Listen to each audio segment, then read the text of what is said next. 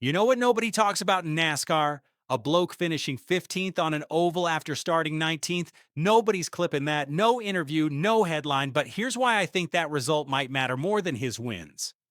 12 months ago, that same weekend, same track, same kind of car, Shane Van Gisbergen finishes 26th, same driver, wildly different outcome. And the distance between those two results tells a story that almost everyone watching his career has missed because they're watching the wrong races. The SVG moments people remember are the loud ones, Chicago on debut, road course weekends where established cup drivers looked like they'd entered the wrong series. Those are the clips that travel, and they should. Oh, they're extraordinary, but they've also created a blind spot because while everyone's been grading his NASCAR career on the spectacular weekends, the real shift has been happening on the invisible ones. NASCAR doesn't reward peaks, not across a full season. It rewards consistency over 36 races, and most of those races happen on oval tracks where the margin between looking like you belong and looking completely lost comes down to 2/10 and a bad set of tires. So the question that actually determines whether SVG builds a cup career or just a cup show reel was never about road courses. It was always going to come down to one thing.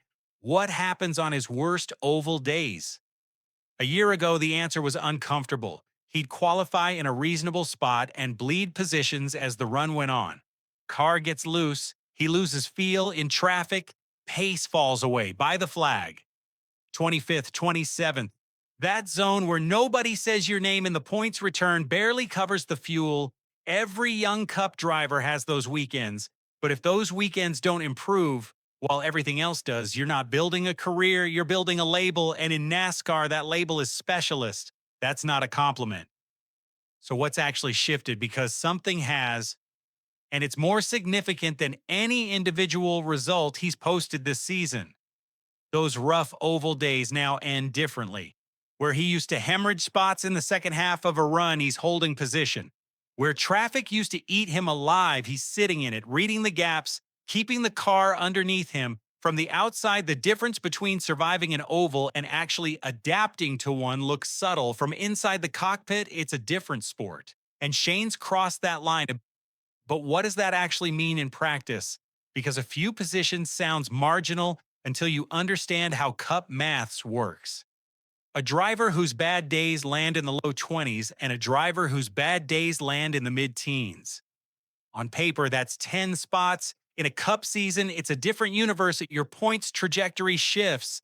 Your team builds strategy around you differently because they trust you'll still be there with 50 to go. Other crews stop treating you as a rolling obstacle. They race you harder because they know you'll hold your ground, and that changes compound. Week after week, they compound.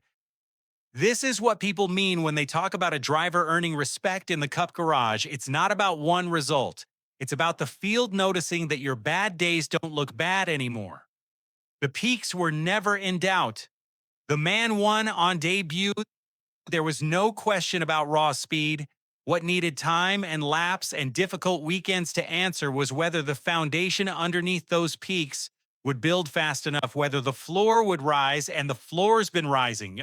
Now, does that mean oval wins are imminent? No. And I'd be doing you a disservice to pretend otherwise. The front runners on pure oval pace carry an advantage that's real and deep. These are drivers who grew up on this stuff, reading Dirty Air since late models, managing DEG before they could legally drive on the road. That experience bank doesn't just dissolve, but a rising floor does something powerful. It compresses the distance between an ordinary day and a great one. When your worst results are 26th, a top 10 on an oval might as well be in another postcode. When your worst results are 14th, a top 10 is one clean pit stop away, one restart that breaks right, one long run where the setup's in the window and the tires hold on 3 laps longer than they should. The gap between solid and excellent shrinks until things start connecting. Not because the talent got better, because the baseline finally caught up to it. For those of you watching from home, and I know there's a lot of you tracking every round, This is the part worth understanding properly. The instinct is to tune in for the road courses and street circuits. The weekends you know he's a genuine chance, and they're worth it, no question, but they're not where this story gets decided. Two-thirds of the Cup schedule is ovals, and on those ovals, the trend line is pointing somewhere that most of the commentary hasn't caught up to yet. There's a version of the next 18 months where the floor keeps lifting, the consistency stacks, and Shane Van Gisbergen stops being a road course weapon who gets through ovals and becomes a problem for the entire field every single week. That's not fantasy. It's just what the data says when you follow it forward honestly instead of waiting around for a single breakthrough moment. And that's the thing everyone gets wrong about this. They're waiting for one race to change the narrative, a statement oval win that rewrites the story overnight. And yeah, it'll probably come, but the story's already been rewriting itself for months. It just doesn't look the way anyone expected, and it looks like a forgettable mid-pack finish at a track that would have buried him a year ago. No fanfare, no replay, just a floor sitting higher than it was. And in NASCAR, that's the whole game. If this is the kind of breakdown that changes how you watch the rest of SVG's season, not just the big rounds, but the quiet ones where the real career gets built, hit subscribe. We're across every race, every angle, and this season's got a long way left to run.